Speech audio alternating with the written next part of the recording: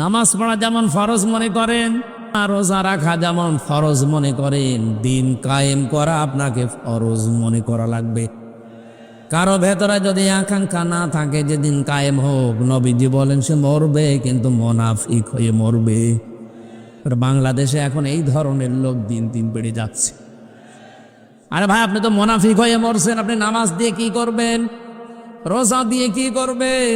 দিন কায়েম করার জন্যে আমি শহীদ হতে হলেও হব, এরকম কামনা যদি কারো ভেতরে তৈরি না হয়, ও মারা যাওয়ার সময় ঈমান নিয়ে মরা কঠিন, ও মুনাফিক হয়ে মরবে।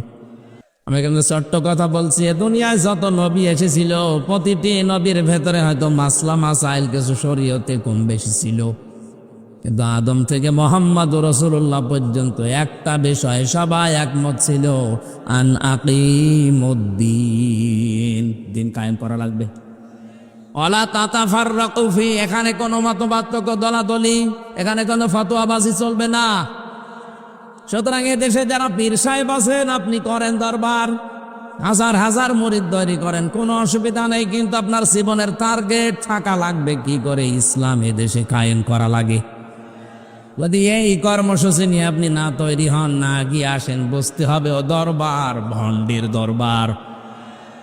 তাবলীগ যারা করছেন করেন, এক চিল্লা, দুই চিল্লা, তিন চিল্লা না, জীবন চিল্লায় চলে যান, অসুবিধা নেই, কিন্তু আপনার জীবনের টার্গেট থাকা লাগবে দেশের দিন কি করে কায়েম হয়। দিনের জন্যেই সব নবীকে আল্লাহ পাঠিয়েছিলেন। জামাত ইসলাম যারা করছেন, আপনার জীবনের টার্গেট থাকা লাগবে কি করে এই দেশে আল্লাহর দিন কায়েম হয়। এটা যদি না করে কেউ অন্য লাইনে হাঁটে, বুঝতে হবে ওটা ভণ্ড। সূরা শূরার 13 নম্বর আয়াত তার দলিল, শারআ লাকুম মিনাদ-দীনি মা ওয়াসসা বিহি নূহা ওয়াল্লাযী আওহাইনা ইলাইকা ইলা আখিরি আয়া। এখানে 4 জন বড় বড় নবীর নাম আছে, হযরত নূহ আলাইহিস সালাম, মুসা আলাইহিস সালাম, ইব্রাহিম আলাইহিস সালাম, ঈসা আলাইহিস সালাম। হে নবী, আপনাকেও আমি বললাম আন আকিমুদ্দিন, আপনি দিন কায়েম করেন। এ বিষয়ে কোনো মতপার্থক্য, কোনো ফতোয়াবাজি বলেন বলেন। নামাজ পড়া যেমন ফরজ মনে করেন, রোজা রাখা যেমন ফরজ মনে করেন, দিন কায়েম করা আপনাকে ফরজ মনে করা লাগবে। কারো ভেতরে যদি আকাঙ্ক্ষা না থাকে যে দিন কায়েম হোক, নবীজি বলেন সে মরবে, কিন্তু মুনাফিক হয়ে মরবে। বাংলাদেশে এখন এই ধরনের লোক দিন দিন বেড়ে যাচ্ছে। আরে ভাই, আপনি তো মুনাফিক হয়ে মরছেন, আপনি নামাজ দিয়ে কি করবেন? রোজা দিয়ে কি করবেন? দিন কায়েম করার জন্যে আমি শহীদ হতে হলেও হব, এরকম কামনা যদি কারো ভেতরে তৈরি না হয়, ও মারা যাওয়ার সময় ঈমান নিয়ে মরা কঠিন, ও মুনাফিক হয়ে মরবে। আল্লাহ আমাদেরকে সহজ কথাটা বোঝার তৌফিক দেন, বলেন আমিন। যত মুআজিজা নবীদেরকে দিয়েছেন, বললাম আমরা শ্রেষ্ঠ মুআজিজা পেয়েছি। উষ্টির সাথে খারাপ ব্যবহার করে যদি আল্লাহ শাস্তি পাঠাতে পারে, শ্রেষ্ঠ মুআজিজার সাথে আজ যারা খারাপ ব্যবহার করছেন, এটাকে যারা আইন হিসাবে না নিয়ে শুধু রেখে দিয়েছেন খানকায়, মাদ্রাসায়, মসজিদে, এর সাথে অপমান করছেন আপনি। কিয়ামতের দিন কিন্তু নবীজি এ কোরআন হাতে নিয়ে আপনার বিরুদ্ধে মামলা দায়ের করবে। অকালার রাসূল ইয়া রাব্বি ইন্না কওমি ইত্তাখাযু হাযাল কুরআনা মাহজুরা। আল্লাহ পাক বলেন সূরা ফুরকানের ভেতরে আছে, কিয়ামতের দিন নবী নিজে মামলা দেবে তাদের বিরুদ্ধে যারা কোরআনকে পেছনে ফেলে রেখেছিল।